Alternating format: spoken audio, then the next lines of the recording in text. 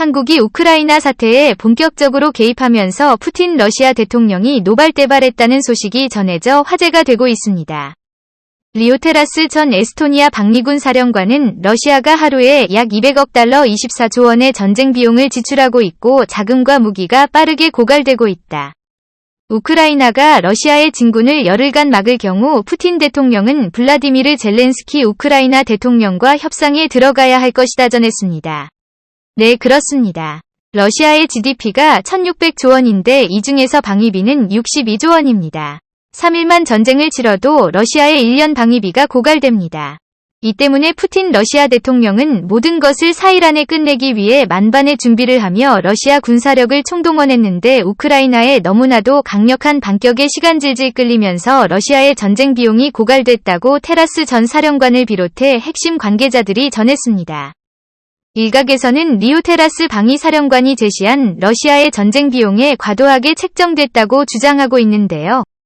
아무리 낮게 잡아도 최근 러시아군이 하루에 쏟아부은 미사일 수와 대규모 러시아군의 수를 고려하면 러시아군이 앞으로 버틸 수 있는 날은 얼마 되지 않습니다. 게다가 최근 미국과 유럽연합 그리고 한국까지 러시아 제재에 동참하며 국제은행 간 통신협회 수입들 결제망에서 러시아를 퇴출하기로 하는 중대 결정을 내리면서 러시아는 한순간에 벼락거지가 됐습니다. 이란과 마찬가지 상황인 곳인데요. 그동안 러시아로부터 천연가스를 수입한 나라들이 러시아에 돈을 송금하진 못하게 됩니다. 천연가스뿐만 아니라 그 어떠한 송금도 하지 못하게 되는데 반대로 러시아로부터 돈을 받을 수도 없기 때문에 그 어떤 나라도 러시아와 거래를 하지 않게 됐습니다. 러시아 기업들도 초비상이 걸렸습니다. 푸틴 러시아 대통령의 우크라이나 침공 명령을 내리기 전 대비 러시아의 코스피 격인 RT에서의 지수가 최대 무려 3분의 1 토막이 났습니다. 코로나 팬데믹이 지구상에 처음 충격을 주었던 그때로 러시아만 홀로 돌아가게 된 것이죠. 그렇지 않아도 미국과 유럽 그리고 한국의 강력한 금융제재 때문에 해외에 대규모 천연가스를 판매한 러시아 1위 기업 가스프롬 그리고 해외은행과 기업들의 대규모 돈을 빌려줬던 러시아 은행들의 돈을 한 푼도 받지 못하게 되는 동시에 이렇게 주식 가격이 3분의 1 토막이 나버리다 보니 한순간에 파산위기에 내몰렸습니다.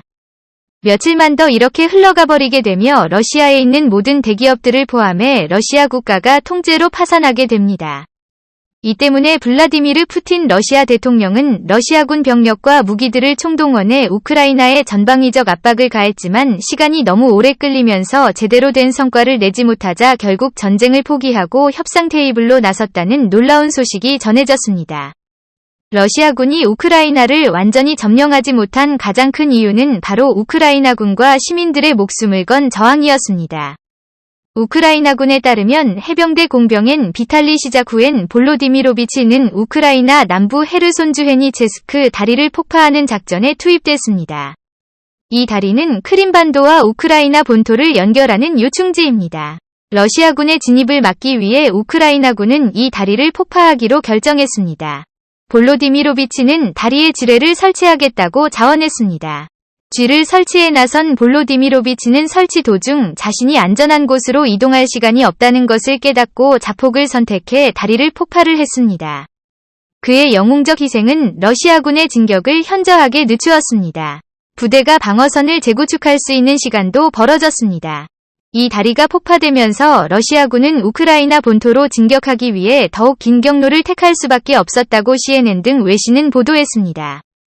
그리고 이에 못지않게 러시아군의 우크라이나 점령 임무를 실패하게 만든 주요 이유가 바로 러시아와의 우주전 그리고 사이버전에서 한국과 미국의 태후 활약 덕분이었습니다. 어제 최고 수익률 채널에서 공개한 이 영상을 시청하신 분들은 자세히 아시겠지만 미국이 한국의 도움을 공식 요청하자 한국이 보유한 최첨단 우주기술이 동원되며 한미우주연합군에 의해 한때 우주 최강국으로 불렸던 러시아가 우주전에서 완전히 밀려나게 됐습니다.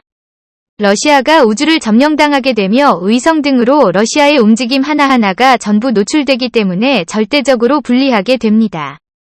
반면 러시아는 우크라이나뿐만 아니라 주변에 있는 미군과 나토군이 도대체 뭘 하고 있는지 알 수가 없죠.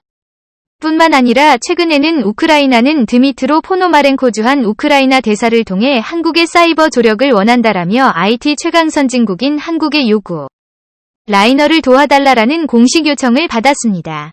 이에 한국이 우크라이나를 본격적으로 지원하기 시작할 것이라는 소식이 전해진 이후 전 세계 기업인들의 합동 지지 행렬이 이어졌는데요. 테슬라 CEO 겸 스페이스X의 최고 경영자인 일론 머스크는 러시아의 사이버 공격으로 인터넷이 완전히 차단된 우크라이나를 위해 우크라이나 스타링크 서비스를 제공하겠다고 발표했습니다. 27일 AP통신에 따르면 머스크는 트위터의 스타링크 서비스가 우크라이나에 지금 개통돼 있다. 더 많은 터미널이 진행 중이다라고 밝혔습니다. 스타링크는 궁극적으로 지구 화성 간 통신망을 구축할 목적으로 기존 위성 통신망 및 수중 관 케이블의 단점을 개선하고 동시에 유선 인터넷과 그에 기반한 무선 통신망의 한계를 극복하기 위해 구성된 신개념 위성 인터넷 사업 중 하나로 기존의 인터넷 문제점을 완벽하게 꽂은 혁신적인 새로운 인터넷 방식입니다. 가격도 압도적으로 저렴하면서 기존의 인터넷이 안 됐던 모든 곳에서 빠른 속도의 인터넷을 사용할 수 있게 됐습니다. 게다가 정보의 송수신에서도 압도적으로 적은 에너지를 소모하기 때문에 혁신적이라 불리고 있습니다.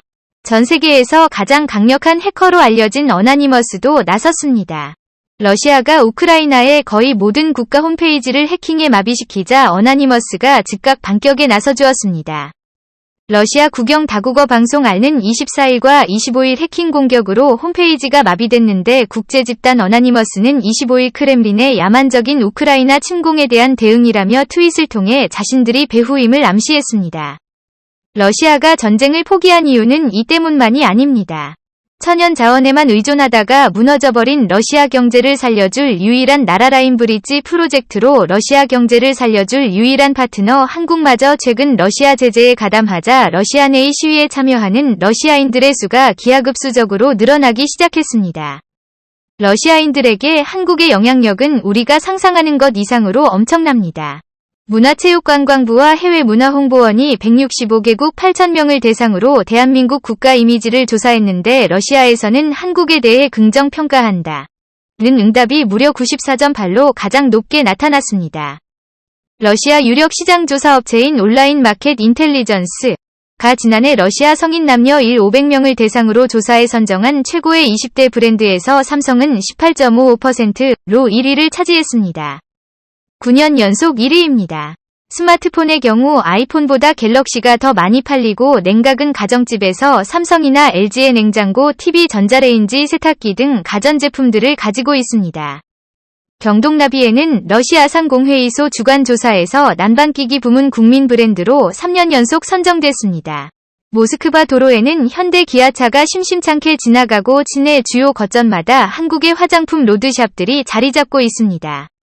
한국 마요네즈나 초코파이가 인기 있다는 것은 널리 알려진 얘기고 팔도의 도시락컵 라면에 한국에서보다 러시아에서 50배나 많이 팔립니다.